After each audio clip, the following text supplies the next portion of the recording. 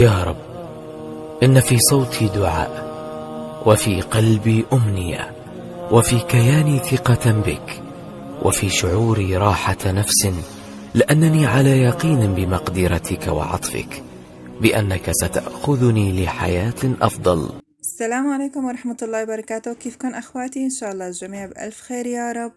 خلينا قبل ما نبلش الفيديو نصلي على سيدنا ونبينا محمد عليه أفضل الصلاة وأتم التسليم، ونسمي بالله بسم الله الرحمن الرحيم ونبلش. فيديو اليوم رح نعمل رولات الدجاج أو كريب الدجاج بطريقة كتير سهلة وبسيطة.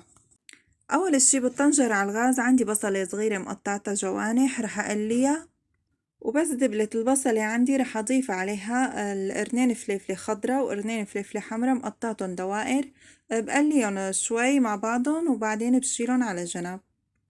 وهلأ بنفس الطنجرة بدي نزل الدجاج هون عندي مقطعته شرائح رقيقة. طبعا بعد ما غسلته ونضفته أول شي نقعته بمي وملح ومعلقة خل. وهلأ رح أنزل البهارات عليهم. أنا عندي هون معلقة زنجبيل أخضر بارشتها، فيك تضيفي الزنجبيل بودرة. رح أضيف معلقة صغيرة من الفلفل ومعلقة صغيرة من البابريكا ومعلقة صغيرة من الفليفلة الحمرا الرش ومعلقة صغيرة من الكمون. وبعد ما أخد عندي الدجاج لون من تحت رح أقلبهم تقليبة خفيفة مع البهارات. هلأ فيك تضيفي البهارات اللي بتحبيها، أنا اكتفيت بهاي البهارات. بس بنصحكن كتير بالزنجبيل الأخضر، بيعطي طعمة غير شكل ونكهته عن جد كتير مميزة. هلأ هون بعد ما استوى الدجاج معي رح أضيف عليهم معلقة من الملح وأقلبهم مع بعض. وهيك الدجاج بيكون عندي استوى. هلأ رح أضيف عليهم قطع الفطر وأقلبهم مع بعض. وبعدها رح أضيف الفليفلة الخضرة والحمرة مع البصل وأقلبهم مع بعضهم. رح أتركهم على الغاز مدة 3 دقايق وبيكون الدجاج صار عندي جاهز. هلأ بالنسبة للإضافات للدجاج فيكن تضيفوا اللي بدكن إياه، فيكن تضيفوا الذرة، فيكن تضيفوا الفلفلة الصفرا متل ما بتحبوا. وهلأ بدي أعمل صوص البشاميل. بالمقلاية على الغاز رح أضيف 3 معالق من الطحين، رح أقلبهم تقليبة خفيفة مع بعض، وبعدها رح أضيف معلقتين كبار من الزبدة وبقلبهم مع بعض كتير منيح لحتى يستوي عندي الطحين. بس شفتوا أخد هذا اللون رح أضيف عليه كاسة حليب سخنة ورح أستمر بالتحريك بهذا الشكل.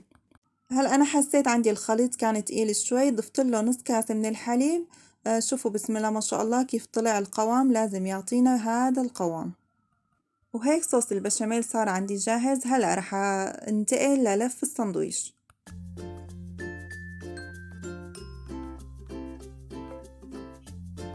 وهلأ هون عندي بالبايركس رح أحط شوي من صوص البشاميل.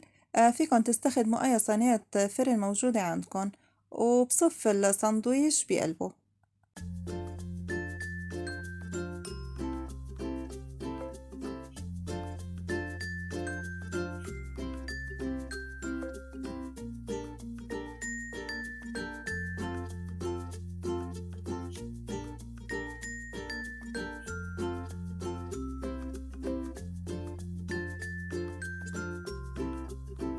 وهيك الساندويش صار عندي جاهز بالبايركس. رح أضيف عليهم صوص البشاميل، وعندي هون جبنة قشقوان بارشتها برش رح أضيفها عليهم ودخلهم الفرن.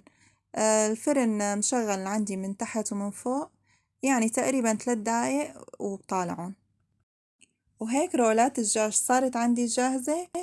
بتمنى يكون عجبكن الفيديو، وشكرا كتير لإلكن ولمتابعتكن الحلوة، ولا تنسوني من اللايك والتعليق الحلو.